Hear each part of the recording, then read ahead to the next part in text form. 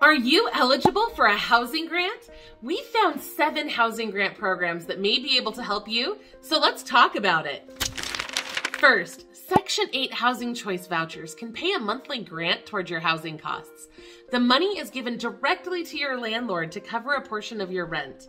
In order to be eligible, you must meet income requirements, and there are a few downsides. There's a lot of rules, some landlords won't accept them, and it can take a long time to receive benefits because the wait lists can be very long. But it's always worth a shot if you need help with housing. You will need to contact your local public housing authority to apply. And don't let long wait lists stop you from applying for these programs. The wait lists are not as straightforward as they seem, and you may be able to receive your benefits much faster than you think. It never hurts to apply. Second, the SSVF program for veterans helps veterans keep their homes or find suitable housing.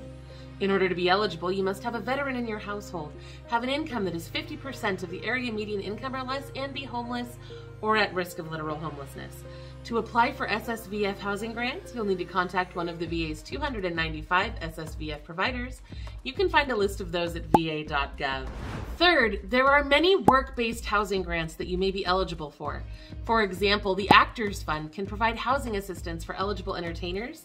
CORE, or Children of Restaurant Employees, can help with rent, mortgage payments, and utilities for those who work in food service, including fast food, food trucks, restaurants, and even hotel kitchens. The St. Christopher Truckers Relief Fund can provide help with rent, mortgage, and utilities for truckers.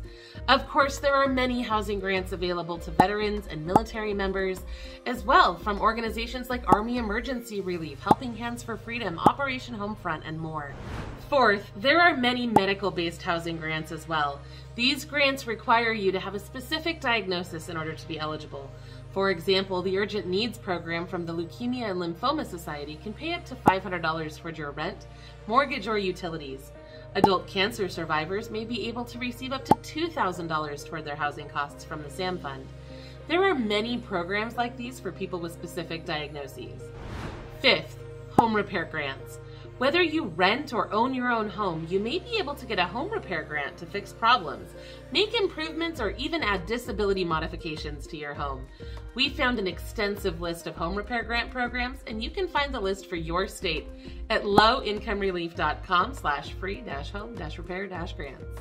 Sixth, down payment assistance grants can help you purchase a home. I've used these programs myself. When my husband and I purchased our home in 2015, we received $5,000 toward the purchase of our home.